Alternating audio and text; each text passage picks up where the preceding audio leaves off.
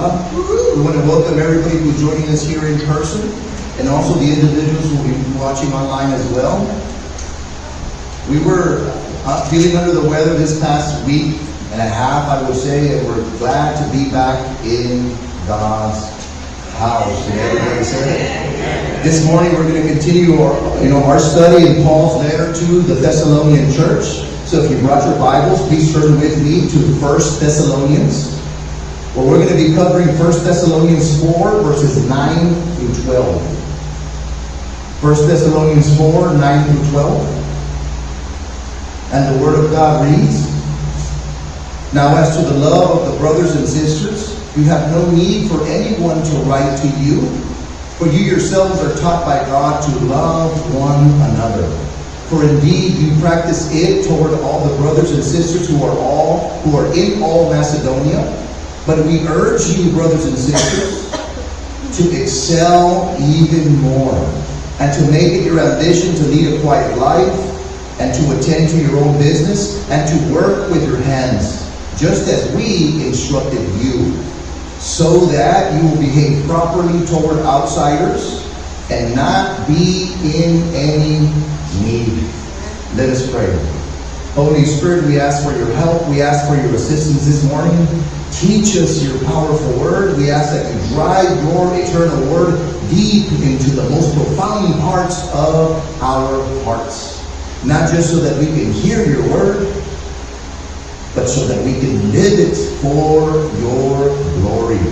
In the powerful name of Jesus Christ, and everybody said, Amen. The title of this message is A Witness Before the World. In his book titled Gathered Gold, it was a late evangelist by the name of John Blanchard who wrote, "The real mark of a saint is that he makes it easier for others to believe in God." I'm going to repeat that quote. The real mark of a saint is that he makes it easier for others to believe in God.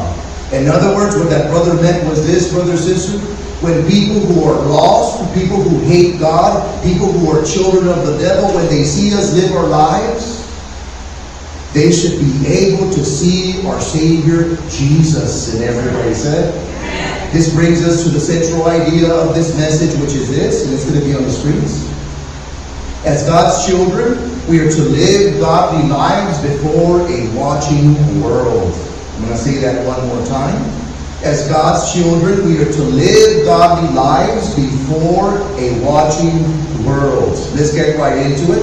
1 Thessalonians 4:9 we read, "Now as to the love of the brothers and sisters, you have no need for anyone to write to you, for you yourselves are taught by God to love one another."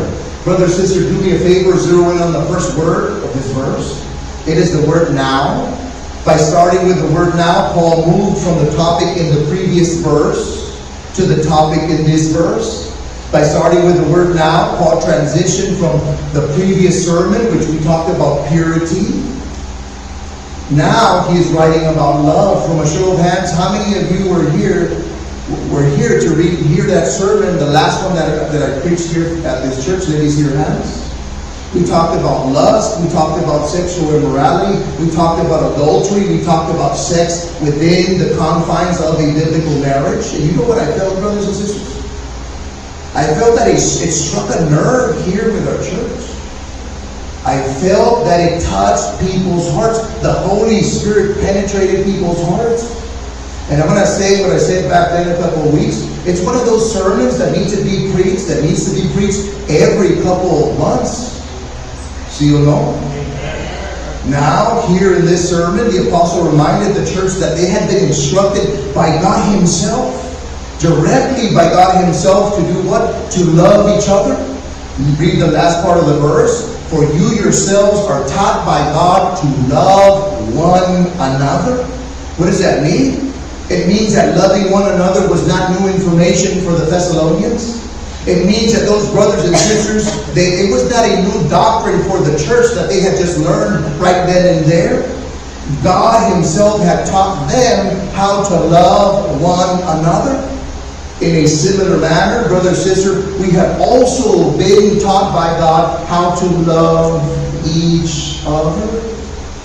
But did you know that? Did you know that God had already taught us how to love? Did you know that He Himself has already taught us, Christians, brothers and sisters, how to love each other? Did you know that? By doing a survey of the Bible, we learned that there are 3 ways God teaches us how to love one another. And these ways will be our subpoints for this message. In the Bible, we learn first that God teaches us to love through His Word. Of course He does. God teaches us to love through His eternal Word. John 13:34. Listen to the words of your Savior. I give you a new command. Love each other. You must love each other as I have loved you. And everybody said, here the Son of God commanded the people of God to love by the means of the Word of God. In other words, God's Son commanded God's people to love according to God's Word. So if you walked into Word of Passion this morning and you are struggling to love your brothers and your sisters and even unbelievers, then get into the Word of God and let the Word of God get into you. You missed a great spot to say. In the Bible, we also learn that God teaches us to love by the example of His Son, of course. By the example of Jesus. Romans 5:8 we read.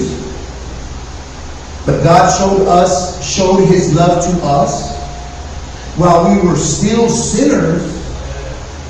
Christ died for us. Let's take in this profound verse. This is one of the most profound verses in the New Testament.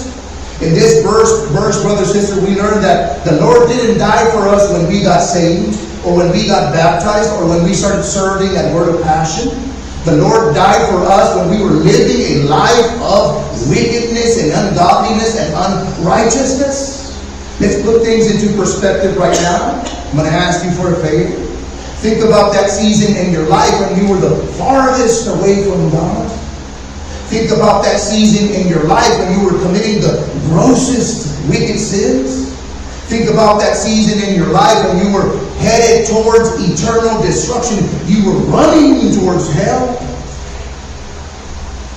That is the sinner that Jesus Christ came to die for. Give Him praise in the house this morning.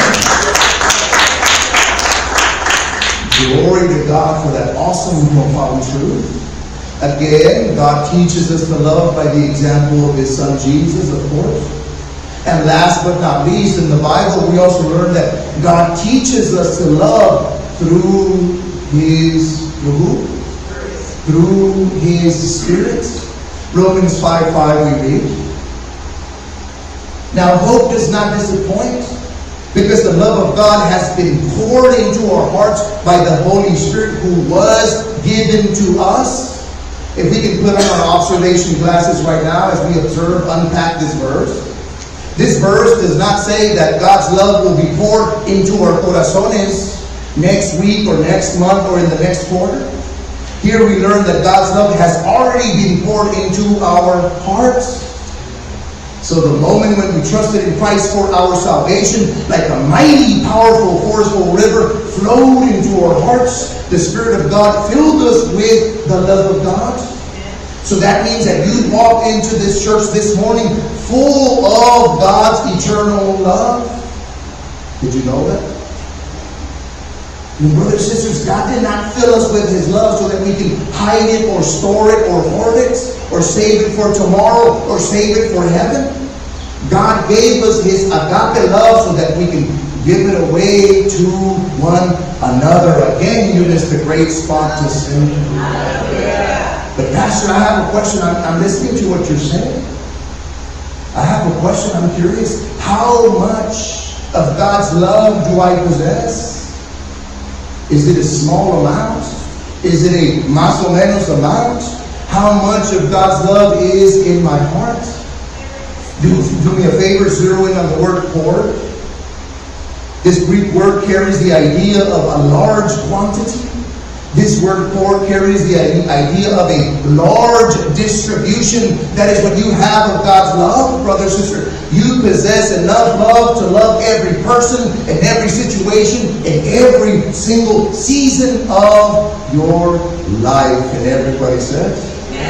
Again, God teaches us to love through His Word, by the example of His Son, and through His Spirit.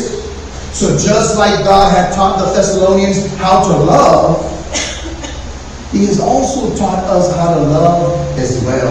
Now listen to what Paul wrote next. In 1 Thessalonians 4:10 we read, "For indeed you practice it toward all the brothers and sisters who are in all Macedonia. But we urge you, brothers and sisters, to do what? To excel even more." What did Paul write here? By looking at the previous verse, we learned that the pronoun it represents love. It represents eternal love. It represents divine love. So Paul acknowledged the fact that the Thessalonians were demonstrating love. They were loving one another. The church was obeying the command to love each other. And they weren't just showing love in the church. They were demonstrating love outside of the church. How do we know that, Pastor? Because Paul wrote the phrase, throughout all Macedonia. Brother, sister, do you love people who are lost? Do you love people who hate God? Do you love people who hate the God who died for you? Well, we ought to, because this is the example that they gave us here in this verse. Now notice the exhortation that Paul added in the second part, in the last part. "But we urge you, brothers and sisters, to excel even more." Wow. So what Paul told the church and what the Spirit is telling us this morning is this: keep growing in agape love. Keep growing in divine love. Keep growing in God's supernatural love. This brings us to application point number 1, which is this: live a life of increasing love. This is application point number 1, drawn straight from the Scripture. Live a life of increasing love. In his letter to the believers in Asia Minor, the Apostle Peter issued a similar command. Let's go there. 1 Peter 4:8 we read, "Above all, keep fervent in your love for one another." Why? ¿Por qué? Because love covers a multitude of sins. Here Peter told his readers that more important than anything, they were to maintain an intense love for one another. In other words, besides other virtues, the most important virtue is what? What is it, brothers and sisters? What is it? It's love. More than mercy, more than compassion, more than patience. All of those are good virtues. Virtues are godly, but love is supreme over all of them. Do me a favor, zero in on the word fervent. It comes from a Greek word which means to stretch out. It literally means to extend out. So the picture here is of a runner who's running at full speed, straining himself to the limit. The picture here, the image is of a runner who's running at full speed, who's stretching himself out to the extreme. And this is the picture of what fervent love looks like. It reaches out, it stretches out, it goes the extra mile for others. Then Peter went on to say that love covers a multitude of sins. What does that mean? This does not mean, brother, sister, that we are to excuse or condone or accept or embrace other people's sins. No. But we are to forgive those sins, and everybody said. Now, let's be honest, right? Let's talk with honesty right now. Let's face it. Every single human being who's here listening to the message this morning has been offended by someone else, you know. And depending on the level of that offense, forgiveness is not something that's always easy to do or go on. Sometimes it's easier to love the Lord whom we have never ever seen than to love those whom we have seen. Sometimes it's easier to love the invisible God we cannot see right now than to love man who we can see right now. But there are no exceptions here in this verse. It does not matter. We are to love God's people through God's supernatural power. And everybody says, of course. So let me ask you this morning. Let me invade your space right now in the pew. And let's allow the Holy Spirit to speak to your hearts right now. Is your love for others growing? Is your love for others expanding? Is your love for others increasing? As God's children, we must never ever stop growing in God's supernatural love. Give Him praise in the house this morning. Then in 1 Thessalonians 4:11 we read, and to make it your ambition to lead a quiet life and to attend to your own business and to work with your hands, just as we instructed you. Now, in this verse, Paul gave his readers 3 instructions on how to live the Christian life. And as you can see, I underline each one of those instructions. They're right there. These 3 instructions will complete the rest of the application points for this sermon. Let me just recap the first point. Application point number 1, we said this: live a life of increasing love. Application point number 2, drawn straight from this verse, is this: live a life of quiet contentment. Live a life of quiet contentment. In other words, aspire to live a quiet life. Aspire to live a content life. Aspire to live a peaceful life. Now, let me flesh that out a little bit because I don't want to confuse you this morning. Let me tell you what Paul did not mean. When Paul wrote the phrase, live a quiet life, he didn't say that we should not speak up for Christ. When Paul used that phrase, he didn't say that we should not speak up for the Lord. Because the Bible makes it crystal clear that we are not to be ashamed of Jesus. And you know what Peter said? He told the church, and the Spirit told us several months ago in that sermon. We are to always be ready to make a defense, to provide a defense, an explanation as to why we believe what we believe. So when Paul wrote the phrase, live a quiet life, what he meant was this: instead of living a disruptive life, pursue a life of peace, quietness, and contentment. And everybody says, let me say that one more time. Instead of living a disruptive life, pursue a life of peace, quietness, and contentment. Let me give you a cross-reference. 1 Peter 3:3-4. This is very interesting. Don't depend on things like fancy hairdos, or gold jewelry, or expensive clothes to make you look beautiful. By the way, this shirt costs $15 at Sam's Club, and I love it. $15. That's verse 3. Verse 4.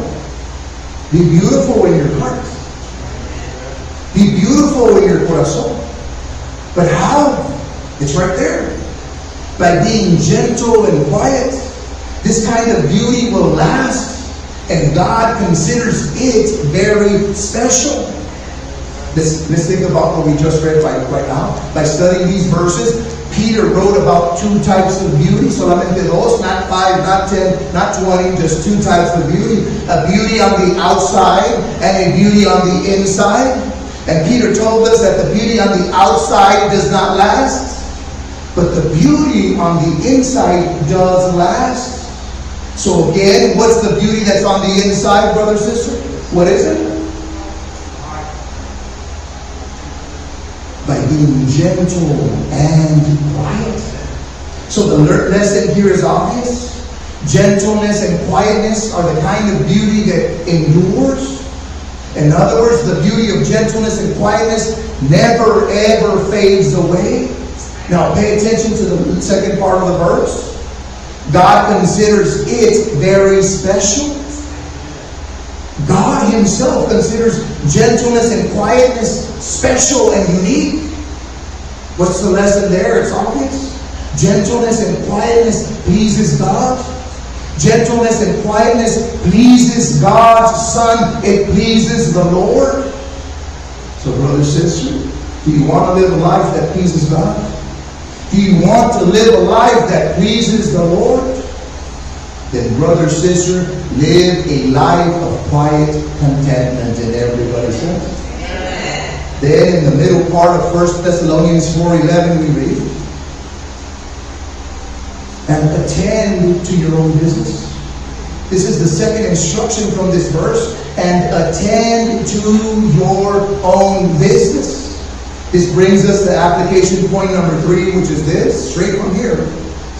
Live a life of personal focus. Brother and sister, live a life of personal focus. And what do I mean by that? In other words, take ownership of your God-given duties. Take accountability of the tasks that God himself has given you. And if you are a believer, if you are a child or daughter of God, of the Most High God, he has given you divine responsibilities, and we are to live out those responsibilities for his glory. Or, to borrow Paul's words, we need to attend to our own business. Now, one of the ways we do that is by taking ownership of our God-given responsibilities. But like the infomercial, but wait, there's more. There's another way. Another way we can attend to our own business, like Paul said, is by not meddling in other people's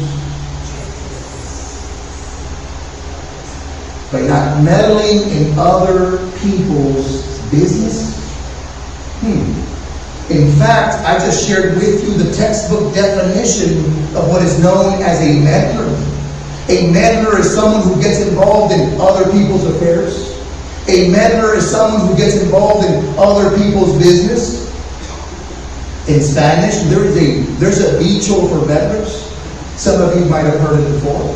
Can I share it with you? And that dicho goes like this. Gente que anda metiendo la cuchara en lo que no le importa. You've heard it before, right? Or, to put it a different way, a meddler is someone who does not respect other people's boundaries. A brother by the name of Dr. H. Cloud wrote an excellent book titled Boundaries. And in that book, Dr. Cloud wrote the following. Boundaries help keep the good in your life and the bad out of your life. Wow, an awesome quote from that book. And I'm going to share this from experience. After years of studying the Bible, after years of being married, after years of reading marriage and books on relationships, I learned that having boundaries is super important, brothers and sisters.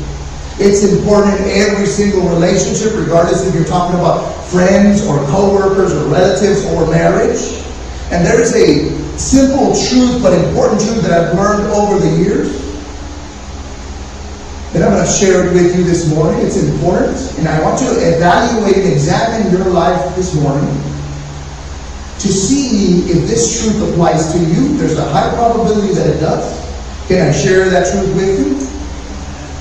The people who do not respect the boundaries in your life are the ones who do not have boundaries in their lives. I'm going to say that one more time. The people who do not respect the boundaries in your life are the ones who do not have boundaries in their life.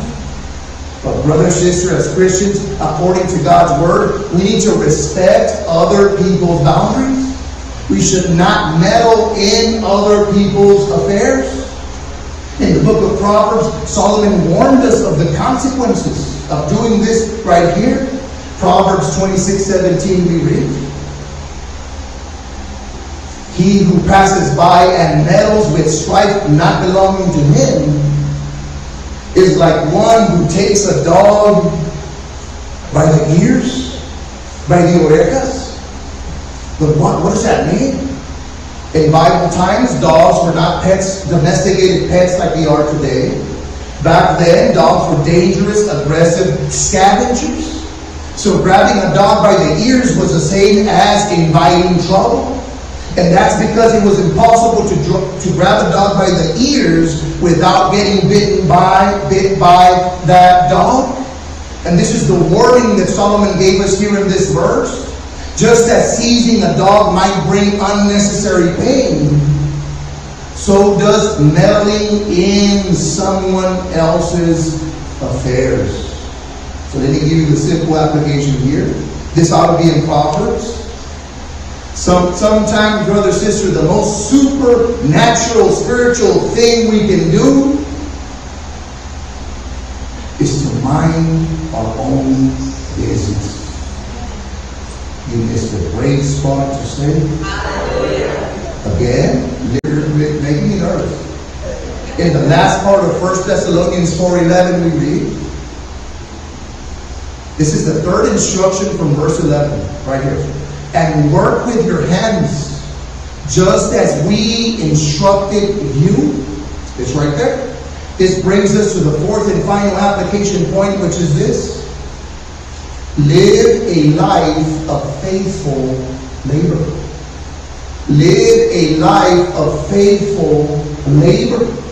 Here, Paul reminded his readers about an instruction they had already been taught. And it was for the church to earn a living by their very own efforts. And we covered this before. If we look at the context of this letter, we learn that Paul didn't just talk about a strong work ethic. He demonstrated a strong work ethic. Let's go there right now. We covered this several months ago. 1 Thessalonians 2:9 we read. And if you were a hard worker, this is music to your ears as well. For you recall, meaning you remember, brothers and sisters, our labor and hardship. It was by working night and day, so as not to be a burden to any of you. Here Paul reminded his readers how he and his companions worked diligently and tirelessly. Now notice how he described that diligence. By working just in the mornings, by just working in the afternoons, by taking the weekends off, by working night and day. In other words, Paul, Timothy, and Silas worked hard. They had a strong work ethic. And so should we. By completing a survey of the entire Bible, we learn that God's people are people who work. Let me give you some biblical examples. They're going to be on the screens right now. I'm going to give you 4 examples. When God called Moses to do the work of the ministry, he was caring for sheep. When God called Gideon, he was threshing wheat. When God called David, he was caring for a flock. When God called the disciples, they were casting nets. And when God called Pastor Rick to do the work of the ministry, I wasn't just kicking back, hanging out, killing time at home every day watching Netflix. I was working hard to provide for my family. It is godly, brother, sister, to work. It is a holy, it is a good thing for us to work and to work hard. Now, let me tell you why. Colossians 3:23. In all the work you are doing, work the best you can. In other words, don't slack off. Don't waste time. Work the best you can. Work as if you were doing it for the Lord, not for people. Wow. It was a late theologian by the name of R.C. Lenski who wrote, throw your soul into the work as if your one employer were the Lord. Well, according to Paul, that is the exact mindset that we as Christians are to possess. So let me get personal. Let me invade the pews right now. Let's allow the Holy Spirit to speak to our hearts. Brother, sister, let me ask you, what does your work ethic say about your witness? What does your work ethic say about your testimony? What does your work ethic say about your Christian religion? Notice the mindset. Work as if you were doing it for the Lord. Work as if you were employed by Jesus. Work as if you were employed by the God who saved you. And everybody said, in other words, labor as though Christ himself is your boss. So the Apostle Paul worked hard. Timothy worked hard. Silas worked hard. And so should we. Again, live a life of faithful labor. We're almost done. I can see you're hungry. I can see the hunger. 1 Thessalonians 4:12 we read, so that you will behave properly toward outsiders and not be in any need. This is the final verse of this unit. And here, Paul gave his readers 2 reasons why they ought to obey the instructions he mentioned here. We covered earlier. And the first reason Paul gave was this. It's right there. So that you will behave properly toward outsiders. So what the Spirit is telling us here is this. By living holy lives, you gain the respect of people who are not saved. By living godly lives, you earn the respect of people who are not believers. By living a righteous life, you will earn the respect of the children of the devil. That is the first reason that Paul gave us here. Then the second reason is also here, in the last part. Not be in any need. What does that mean? What's obvious is he's talking about that phrase when working hard with your hands. In other words, work so hard that you do not have to rely on anyone. Work so hard that you do not have to lean on anyone. Work so hard that you do not have to depend on anyone. And brothers and sisters, think about this. By working hard, not only will you not be a burden to others, but you're going to be able to bless others as well. Give them praise in the house this morning. Can we recap real quick? As God's children, we are to live godly lives before a watching world. But how do we do that? The answer is on the screen. This would be by living a life of increased love, of quiet contentment, of personal focus, and of faithful labor. If we can close our eyes and bow our heads before we pray. John 3:16 says, for God so loved the world that he gave his only begotten Son, that whosoever believeth on him shall not perish, but have everlasting life. Oh friend, I do not have access to your heart, but if you do not have a personal relationship with Jesus Christ, I'm pleading with you this morning to repent, to turn from those sins, to turn from that lifestyle, and to receive Jesus Christ into your life, into your heart as Lord and Savior. He wants to wash you whiter than snow by the blood that he shed on that cross. And at this moment, I want to lead you in a prayer for the salvation of your soul. This is between you and God. In faith, believing, cry out to him. He wants to forgive you. Repeat these words. God, be merciful to me, a sinner. I've broken your laws. I've broken your commandments. I deserve judgments. But I repent. I turn from those sins. I turn from that lifestyle. And I receive you, Jesus, into my life as Lord and Savior. Thank you for washing me whiter than snow by the blood that you shed on that cross. In the mighty and powerful name of Jesus Christ, and everybody said, amen. Give all praise and all glory to the King of Kings in the name of Jesus. Brothers, sisters, friends, we now move on to the next.